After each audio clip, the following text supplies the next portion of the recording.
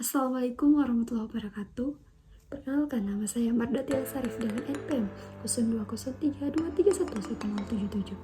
Saya mahasiswa Universitas Hairun Ternate dari Fakultas Ekonomi dan Bisnis, Program Studi Ekonomi Pembangunan. Di sini saya akan menjelaskan sedikit tugas UAS yang diberikan oleh dosen kami.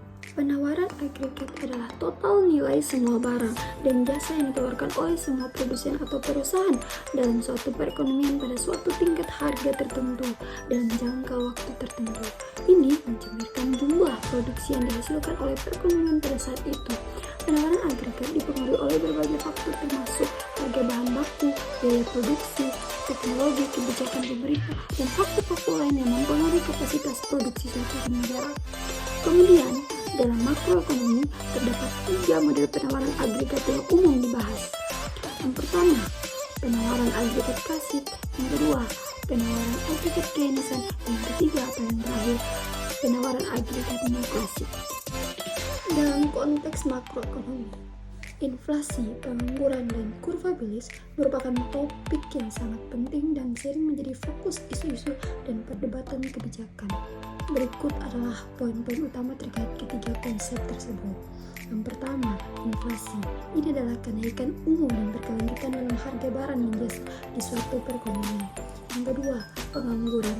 Pengangguran merujuk pada proporsi dari angkatan kerja yang tidak bekerja tetapi aktif mencari pekerjaan.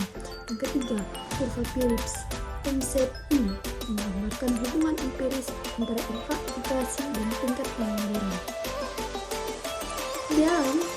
Dalam kebijakan makroekonomi, pemerintah dan bank sentral sering menggunakan analisis ini untuk menetapkan target inflasi, menentukan tingkat suku bunga, dan mengelola kebijakan fiskal untuk mencapai tujuan makro seperti pertumbuhan yang berkelanjutan dan stabilitas harga.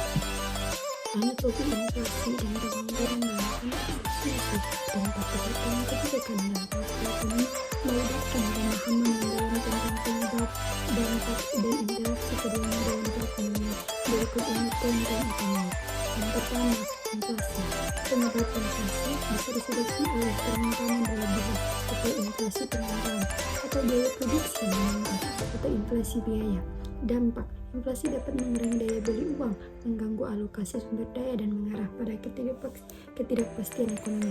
Yang kedua, pengangguran. Penyebab pengangguran disebabkan oleh faktor-faktor seperti ketidakcocokan keterampilan, perubahan struktural dalam perekonomian, atau siklus bisnis. Tingkat pengangguran yang tinggi sering terjadi selama resesi atau penurunan aktivitas ekonomi. Yang ketiga, dampak. Pengangguran yang mengakibatkan hilangnya pendapatan individu dan keluarga, meningkatkan ketidakstabilan sosial, dan mengurangi konsumsi yang dapat menghambat pertumbuhan ekonomi jangka panjang. Dan yang terakhir, interaksi dan perdebatan kebijakan. Trade-off Phillips. Konsep kurva Phillips menunjukkan ada trade-off antara inflasi dan pengangguran. Kebijakan moneter dan fiskal. Pemerintah dan bank sentral menggunakan kebijakan moneter seperti pengaturan suku bunga dan kebijakan fiskal seperti pengeluaran publik dan pajak untuk mengelola inflasi dan pengangguran.